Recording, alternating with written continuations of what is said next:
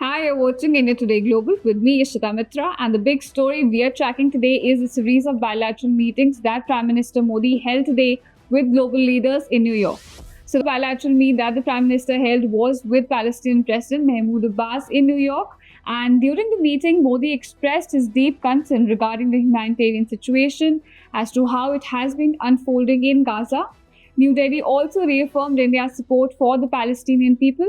If you see, since the war began in Gaza after Hamas's deadly attack on Israel, over 41,000 people have been killed, while over 95,000 have been injured in Gaza.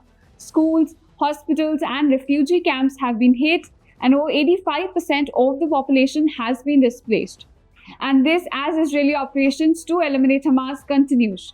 Now, India has long been an advocate for a two-state solution to the Israel-Palestine conflict. And when the deadly attack took place on October 7 and over 1,200 people were killed, Prime Minister Modi was among the first global leaders to condemn the Hamas attack on Israel. But at the same time, New Delhi has consistently expressed concern about how situation has been unfolding in Gaza. India has also provided humanitarian aid, including a recent contribution of about $2.5 million to the UN Relief and Works Agency for Palestinian refugees. Now, in addition to his meeting with Abbas, the Indian leader also held discussions with Nepali Prime Minister KP Sharma Oli and Kuwait's Crown Prince Sheikh Sabah Khalid Al Hamad Al Sabah.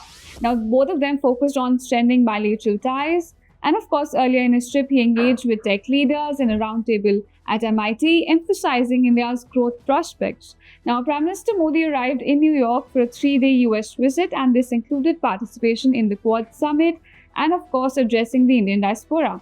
Later today, he's scheduled to address the Summit of Future at the UN General Assembly. For more updates, stay tuned to India Today Global.